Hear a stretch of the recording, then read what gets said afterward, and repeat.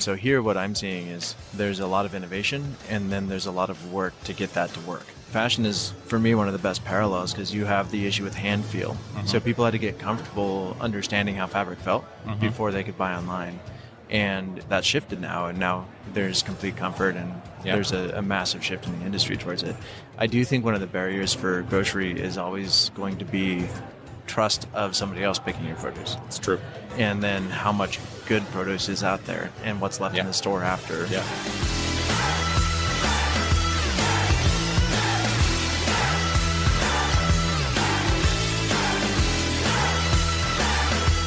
All right, ladies and gentlemen, welcome to Digital Grocer, Mercatus' very own podcast. Yep. And we're live here in Las Vegas at the Groceryshop 2019 event, day number 2. Yes. It was a whirlwind day yesterday, right, guys? It was. So joining us is Rob Sanchez. Yes. Rob, Hey, how's it going? explain to the audience who you are and what you do. For sure. So I'm the CEO of MouthMedia Network. We've been working on the podcast with these fine gentlemen here for a while now. We cover a lot of different industries, and grocery is sort of our focus right now. Yeah. It's blowing up in a way that fashion was 11 years ago. Yeah. So it has that same excitement and drive, and it's a good moment. Well, and it was interesting because, as probably our audience knows, we were producing the show out of our office in Toronto. Yep. And it becomes such a heavy lift. We wanted to make sure that we were doing it well and continuing to do it well. And the opportunity came to work with MouthMedia, and we jumped at it. And I think it's been this is what, our third, fourth show already? Yeah. I think so, yeah. Well, when we started the podcast, it was just like, at the bar at the end of one day by the office, say, hey, I think we should do this, and let's buy some equipment and let's see how it works. Then you suddenly realize you have to prep for the shows, you have to get your guests, and there's the audio editing, which we know nothing about. I think we were lucky just to figure out how to connect the telephone line to a board and something. What's a telephone line? Yeah. Why don't you use the internet for that? Yeah.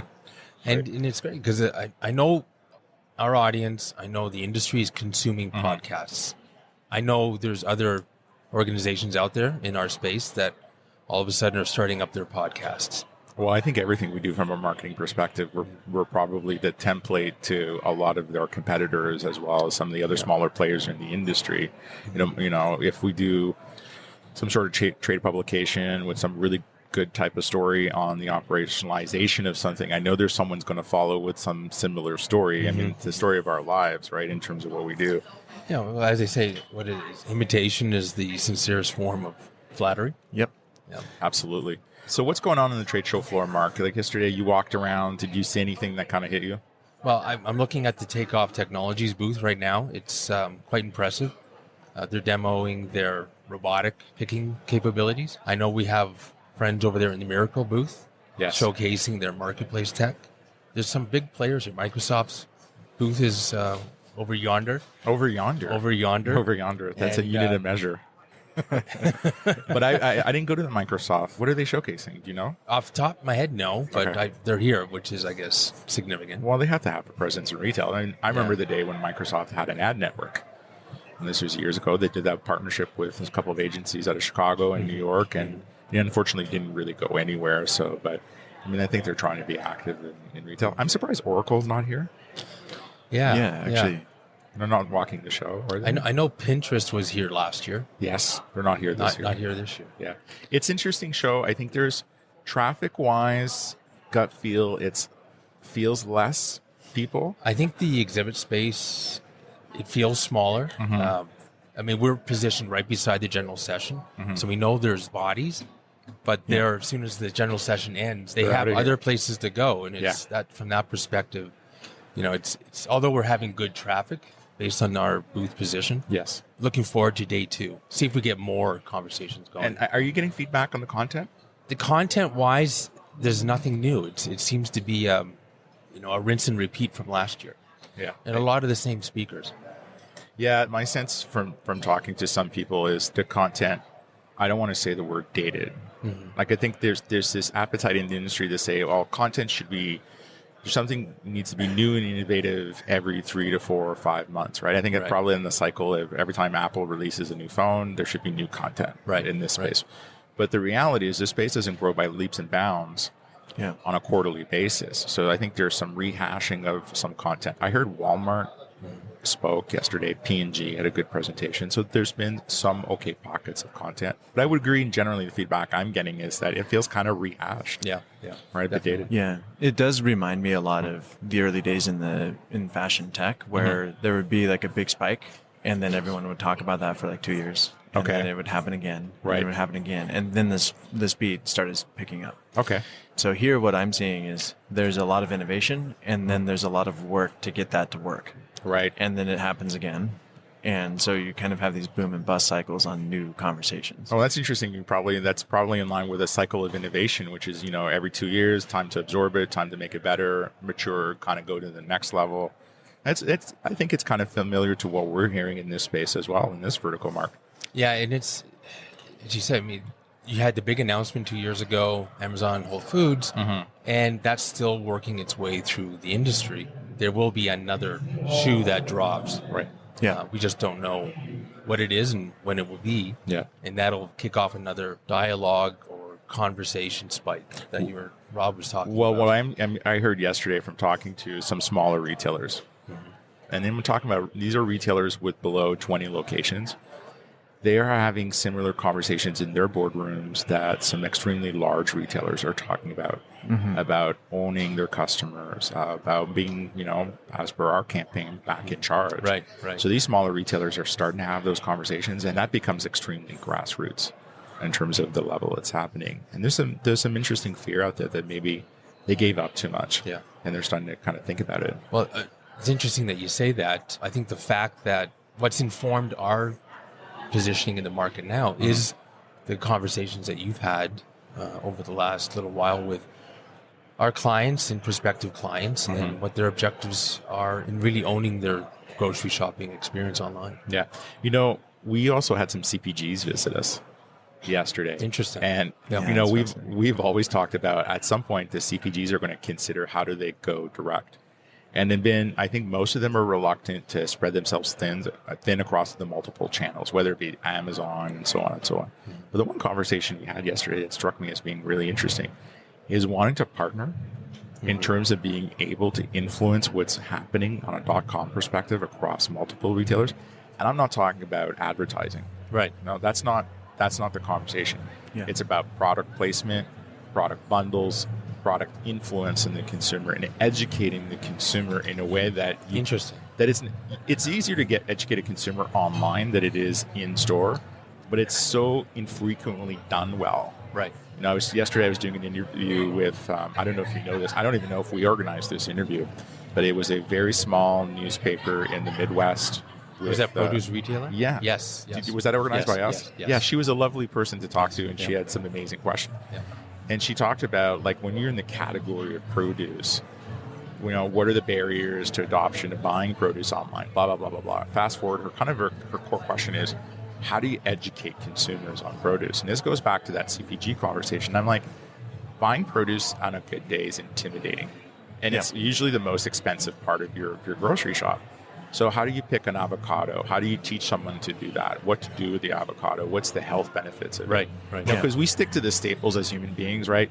Lettuce, carrots, celery, onions, peppers, and radicchio, some of the other stuff. You're kind of like, how do you find that in a grocery store, right? I need kumquats for this recipe. And you're like, and you have to Google it, right? You're like, what is this stuff? Yeah. Are they supposed to be green? And you don't know. You don't know, right? And suddenly you eat them and you get sick because you're supposed to wait for them to be ripe. Right. Yeah. So we try to educate, explaining to her that's the big thing. And that theme across the CPGs that visited our booth was consistent, which was really interesting. Did you see that in other industries as well? Well, so again, fashion is, for me, one of the best parallels because you have the issue with hand feel. So people had to get comfortable understanding how fabric felt before they could buy online. And that shifted now, and now there's complete comfort, and there's a massive shift in the industry towards it.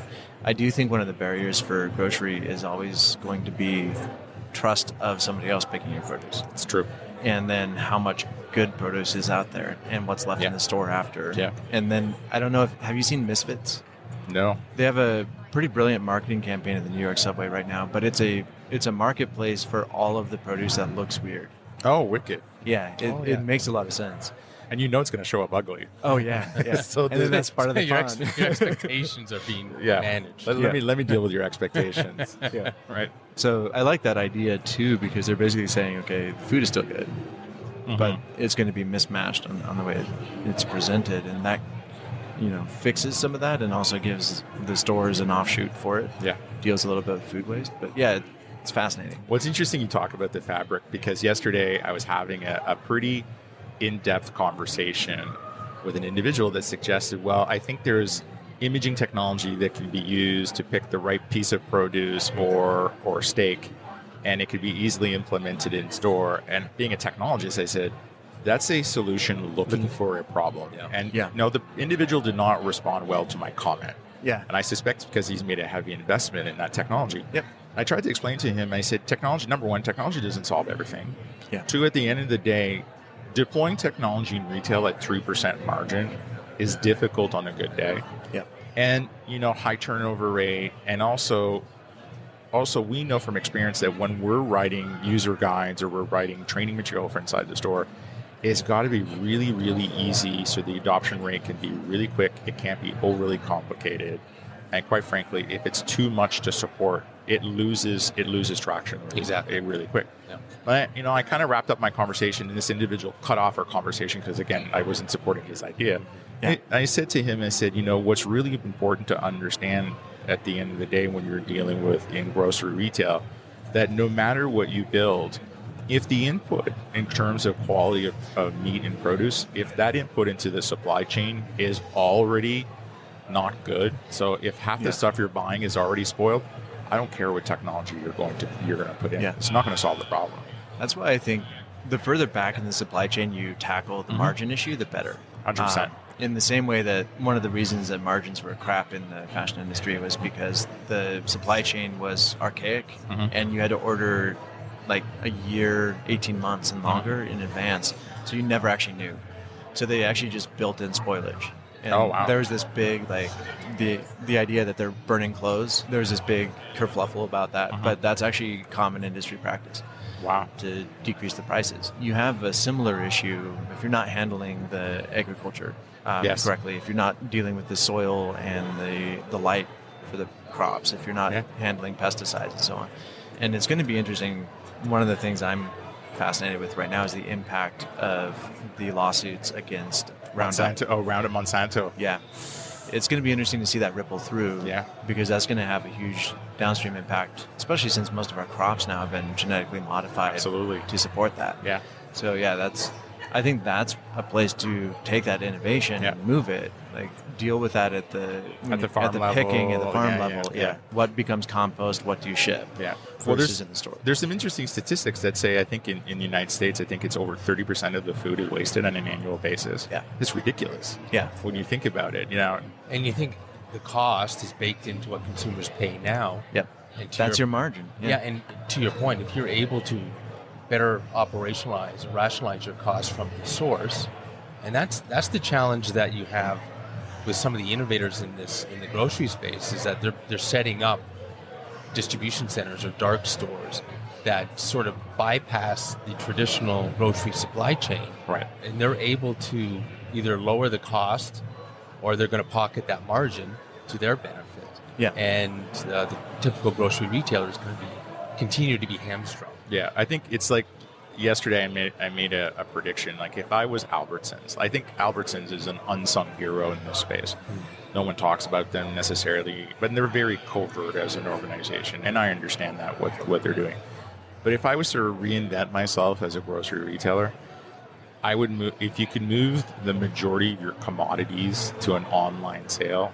Yeah. Right. So your detergents, your toilet paper, all your cleaning supplies. I mean, you can go through the list, your pet foods and everything, right? Your canned goods. And then everything else, then you end up with smaller stores that are dealing with the items that are more susceptible to shrink, right? So your prepared foods, your fruits, your vegetables, your meats. The margins a retailer would save would be huge. It's the cost. And then on labor, store development, and so on. Then you could shipping and stocking. Then you could do something super innovative with the brand and really differentiate yourself out there in the market. Well, that's a Wegmans, right? That's a Wegmans, but Wegmans still deals with those extremely large stores that they have, right? Yeah. You know, But their experiences and their experience is restaurants, amazing, yeah. right? Even you go, I think one of the Wegmans I went to in Rochester had 75 different cheeses. It's like just like dying and going to heaven Yeah. without a cardiologist next to you, right? I'm surprised, and you know, the only vendor that's on the floor, I think yesterday and today, that's talking about supply chain and food tracking is IBM. IBM's here, which I nearly tripped in front of the booth. I mean, where have you guys been for the last 25 years? Yeah. Right, that's pretty insane.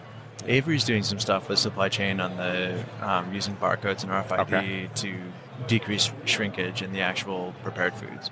Oh, I didn't know that. That's yeah. amazing. So that's one of the innovations that they're discussing over there. Wow. But yeah, it's pretty interesting. So I'm excited. Today I think we're recording 3 more podcasts. Is it 3? Yeah, 3. I know we have one at the end of the day. Yeah. And We have Fit for Commerce. Fit for Commerce at a little later this afternoon. Yeah. And then we have the boys from Radius Networks. And Shopper Kit. Shopper Kit. And we're excited to work with those guys. They have some amazing tech that just blows my mind. Yep. Yeah. You know? And they're good partners of ours. They're great partners. They're amazing. So we're looking forward to it. So, ladies and gentlemen, thank you for listening to this episode, and stay tuned to download the next one. Again, straight from the trade show floor here at Groceryshop 2019. Rob, thank you so much for joining us. Yeah, it was a pleasure. And Mark, Yes, how do sir. people get a hold of us? www.mercatus.com. Awesome. Thanks, guys. Bye-bye.